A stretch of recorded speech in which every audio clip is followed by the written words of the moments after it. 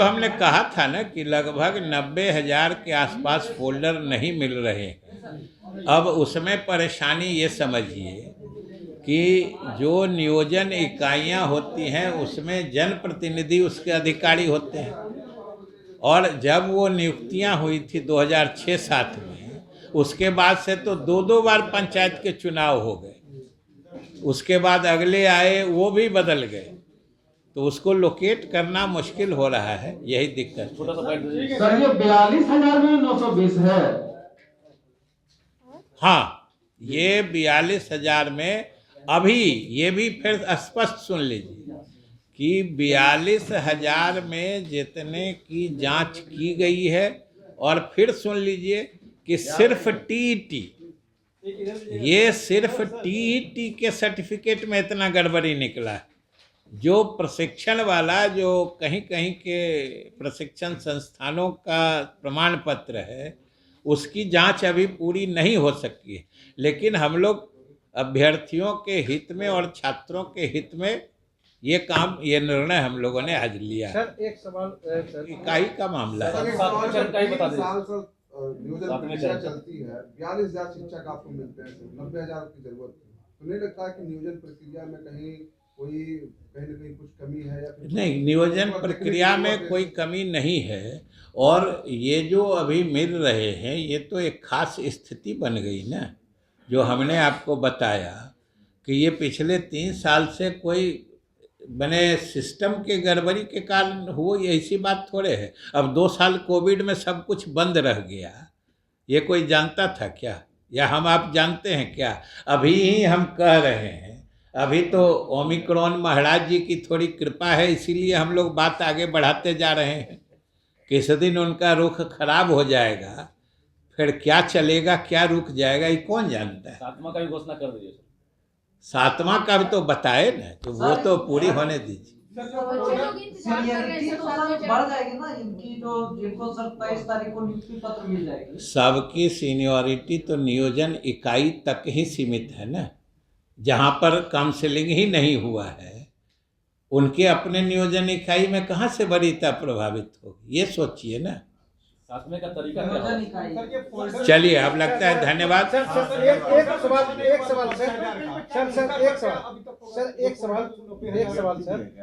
ये महिला और दिव्यांगों के स्थानांतरण, अरे हैंड आउट बांट दीजिए। सर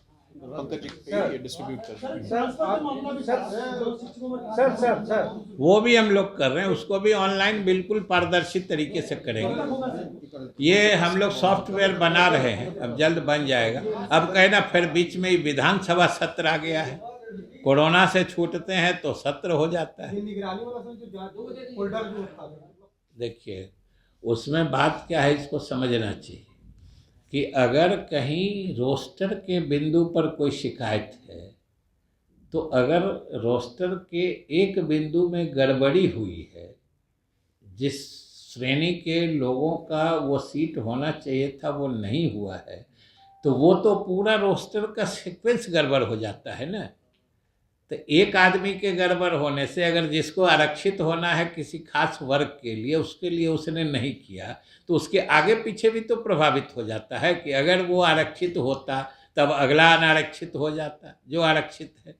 तो इसलिए हम लोग कोई चॉइस से या कोई पसंद से नहीं करते हैं। आप सोचिए ना कितनी परेशानी होती है एक एक चीज़ को मॉनिटर करके नियुक्ति की प्रक्रिया को अंतिम रूप देने के लिए। हम लोग तो चाहते हैं कि जितनी जल्द पूरा कर लें, क्योंकि आप सोचिए ना, सरकार के लिए ये बड़ा ही अफसोस की स्थिति हम लोग मानते हैं कि हमारे विद्यालयों में रिक्तियां हैं, हमारे छात्र शिक्षकों के अभाव में मतलब पूर्ण रूपेण पढ़ाई सुचारू रूप से नहीं हो पाती है। तीसरी बात कि हमारे योग्य अभ्यर्थी बेरोजगार हैं। तो सरकार के लिए तो ये तीनों अलग अलग चिंता का विषय है। इसलिए हम लोग तो चाहते हैं कि हर हाल में नियोजन का काम पूरा कर रहा है। सर, उसमें जो भी अभी चयनित अभ्यर्थी हैं, नियुक्ति पत्र मिलने के बाद स्कूल में कैसे जो ये टीचर है वो योगदान दें, मतलब स्कूल में तो ये बता दें आपको, इसीलिए हमने एक लाइन कहा था उसमें कि इनको जो नियुक्ति पत्र मिलेगा ये पदस्थापन स्थल के साथ मिलेगा, और जो जो नियोजन इकाइयां हैं वहाँ जो शिक्षकों का या मतलब अभ्यर्थियों का चयन हुआ है, पदस्थापन में कैसे प्राथमिकता देनी है, पदस्थापन का मेरिट लिस्ट या प्राथमिकता सूची कैसे होगी, ये भी विभाग के द्वारा उनको दिया जा रहा है सर्कुलेट करा के। और उसमें जो प्राथमिकता सूची होगी वो उस सूची के हिसाब से मेरिट कम चॉइस बेसिस होगा। जैसे आपको एक उदाहरण के तौर पर बता दें, जो दिव्यांग आरक्षित वर्ग की महिला है वो टॉप प्रायोरिटी पे रहेंगे, खास के दिव्यांगता के कारण। आप सब सहमत होंगे, जो कोई दिव्यांग है तो पदस्थापन में वो प्राथमिकता या इच्छित जगह पाने में उसकी प्राथमिकता होनी चाहिए। तो इसी तरीके से महिलाओं को प्राथमिकता दी जा रही है, दिव्यांगों को दी जा रही है। तो ये सूची मतलब उनको पदस्थापन में कैसे इसका निर्धारण करना है, कैसे चॉइस देना है, इसका भी डिटेल्ड गाइडलाइन उनको दिया जा रहा है, जो नियोजन इकाई के द्वारा वो फॉलो किया जा रहा है कि नहीं, इसका हमारे स्थानीय अधिकारी उसका अनुश्रवण करेंगे, मॉनिटरिंग करेंगे और उस हिसाब से उनको दिया जाएगा। और जो नियुक्ति पत्र मिलेगा उसमें उनके पदस्थापन का जगह भी रहेगा, और उनको वहाँ कहे ना, जो वो नियुक्ति पत्र मिलते ही वो चाहे तो अगले दिन ज्वाइन कर सकते हैं, अगले दिन से वो शिक्षक बन जाए। एक सवाल है सर, एक सवाल और बाकी है नियोजन का, काउंसलिंग का, जो 14-16 मार्च तक उनको किसी संस्थान के नाम पर धोखाधड़ी करके कुछ अदरवाइज तरीके से इन्फ्लुएंस होके जाली प्रमाण पत्र दे दिया जाता है, क्या बेच दिया जाता है, और वो उसमें उलझ के रह जाते हैं। तो ऐसे लोगों से हम कहना चाहेंगे, अपील करना चाहेंगे कि वो लोग अब एक तो गलत जगह फंस गए, अब दूसरे फिर ऐसा गलत काम न कर दें सरकारी प्रक्रिया में कि फिर उसके लिए उनकी आपराधिक जिम्मेदारी बन जाए और वो फिर मतलब उन पर प्राथमिकी या कोई दर्ज करना पड़े या फिर आगे कानूनी पछड़े में वो पड़ेंगे। तो इससे बचना चाहिए। तो हमको आज विशेष रूप से आज आपको विभाग के तरफ से, जैसा कि हमने कहा कि अभ्यर्थियों के हित में, छात्रों के हित में और राज्य में शिक्षा के हित में आज हम लोगों ने ये फैसला लिया है। और जो प्रमाण पत्र, जैसे हमने कहा कि टीईटी वाला तो मोस्टली हो ही गया है और हमको लगता है 23 तक हम लोग वितरण करेंगे, तब तक बचे हुए जो चयनित लोग हैं उनका भी हो ही जाएगा।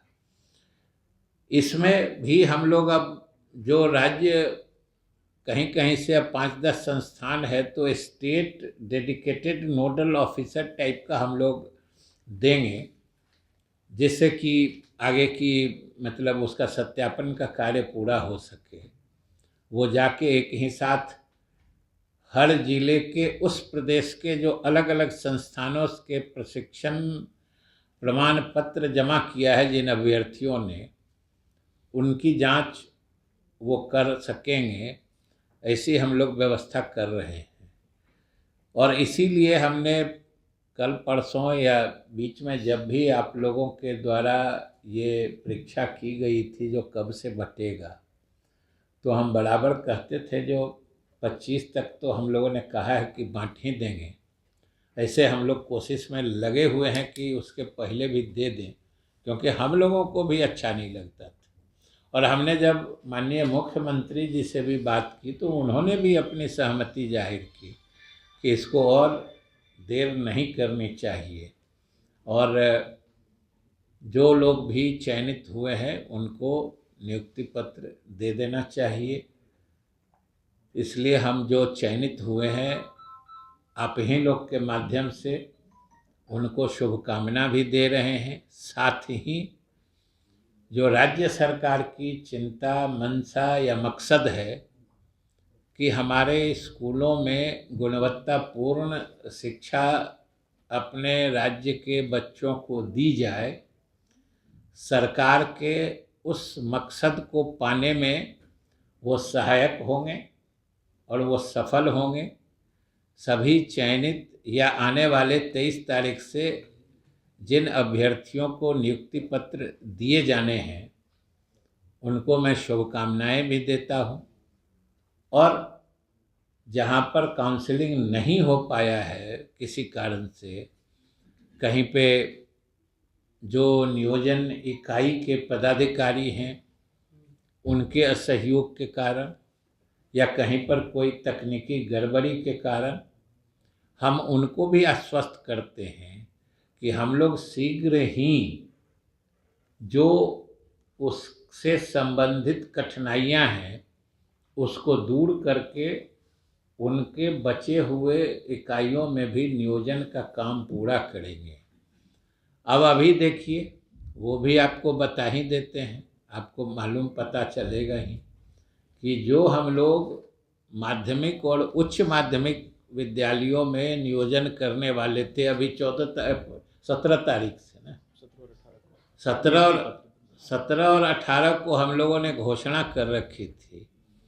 अभी कल परसों में फिर माननीय उच्च न्यायालय का आदेश आ गया कि नहीं, आप इसको रोक के, जो पहले के लोग थे जिनको शुरू में मान्यता नहीं थी, वो भी स्थिति आपको पता होगी कि पहले था कि जो टीईटी पास करते थे उसकी validity for a certain period, मतलब 7 वर्षों के लिए दी गई थी।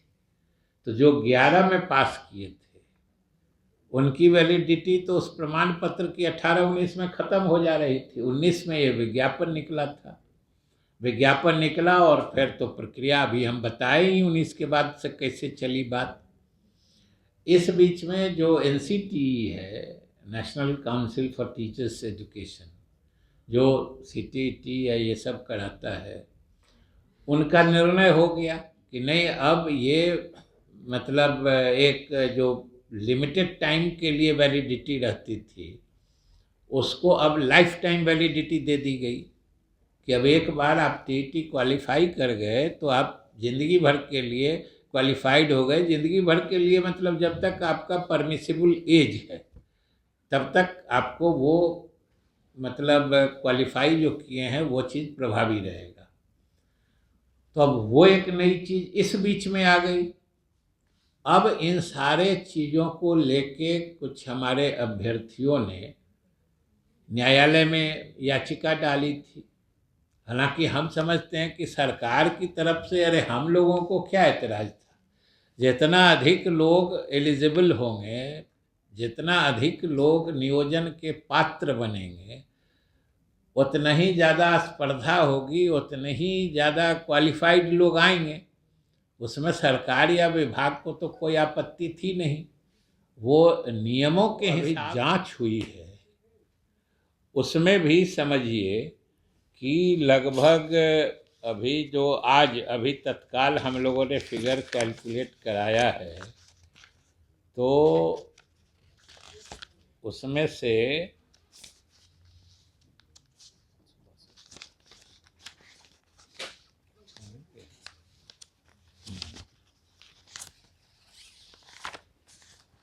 समझिए कि 562 फेक पाए गए TET का प्रमाण पत्र, जो ऐसे तो 920 अभी तक प्रमाणित नहीं, मतलब गड़बड़ जिसमें दोनों है, एक जो कन्फर्म्ड गड़बड़ और एक है जो संदेह में गड़बड़। वो दोनों तरह के गड़बड़ होने वालों की संख्या तो 920 है। इसमें से 562 तो TET के प्रमाण पत्र जो हैं वो गड़बड़ पाए गए हैं, जाली पाए गए हैं। और जो शेष 358 हैं उनका भी सत्यापन नहीं हो चुका है, मतलब ये सब भी संदेह के घेरे में है। और इसके बारे में अंतिम निर्णय फिर जो सर्टिफिकेट है उसका और भी गहराई से सत्यापन करने के पश्चात होगा। तो 562 तो गड़बड़ ऑलरेडी पाए जा चुके हैं और 358 दोनों मिला के 920 होता है। और ये सिर्फ एक तरह का है, मतलब टीईटी वाला। अब जो प्रशिक्षण संबंधी प्रमाण पत्र हैं जो अलग अलग प्रदेशों के अलग अलग संस्थानों से आए हैं, उसकी जांच तो अभी और आगे होनी है। तो इन लोगों ने, जिन लोगों के प्रमाण पत्र गलत पाए गए हैं, उन लोगों का तो नियोजन या चयन तो रद्द हो ही रहा है, वैसे लोगों के विरुद्ध आवश्यक कानूनी कार्रवाई भी की जाएगी। क्योंकि ये पूरी न सिर्फ प्रक्रिया को बाधित करते हैं, ये प्रक्रिया में अड़चन डालते हैं, उसको गंदा करते हैं, माहौल को दूषित करते हैं। और दूसरा जो कोई समझिए दूसरा जो इस जगह का हकदार हो सकता था सही प्रमाण पत्र पर, उसको भी ये बाधित करते हैं।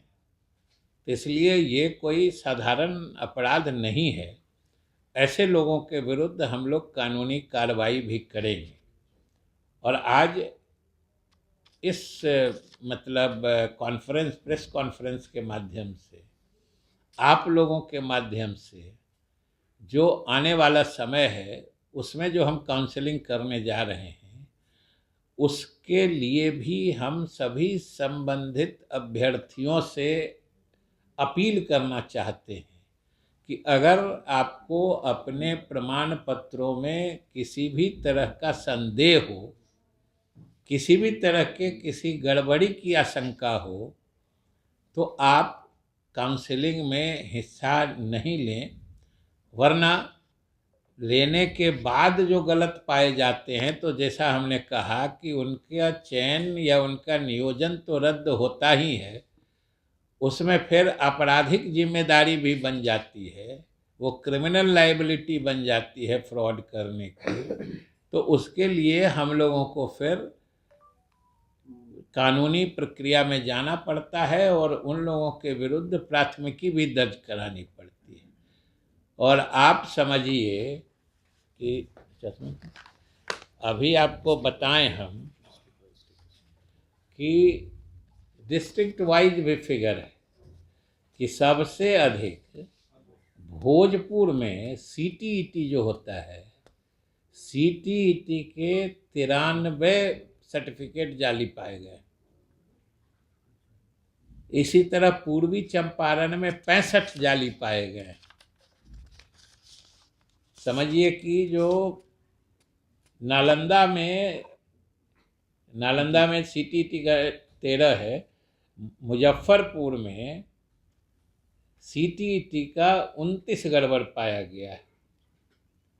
नालंदा में तो बीटीईटी का 25 गड़बड़ पाया गया है। सिवान में बीटीईटी का 35 मतलब जाली या गलत प्रमाण पत्र पाया गया है, जिन लोगों ने जमा किया है। इसी तरीके से और भी जिले का है, जो कुल संख्या हमने आपको बता दिया। सबसे अधिक वाले यही लोग थे, जो 65 है पूर्वी चंपारण में, 93 भोजपुर में है। जिला छोटा है लेकिन देखिए कितना गलत सर्टिफिकेट वहाँ दे दिया है। तो इस तरीके से अब इन सब लोगों का तो नियोजन रद्द करके हम लोगों को आगे कानूनी कार्रवाई भी करनी पड़ेगी। इसीलिए हमने कहा कि आप लोगों से यह भी निवेदित कर दें, आप लोगों के माध्यम से, कि जिनको अगर अपने प्रमाण पत्र के विश्वास मतलब उसके ऑथेंटिसिटी, उसके वेरासिटी जो कहते हैं, सत्यता पर जरा भी शक हो। क्योंकि कभी कभी हम जानते हैं कि गांव के जो भोले भाले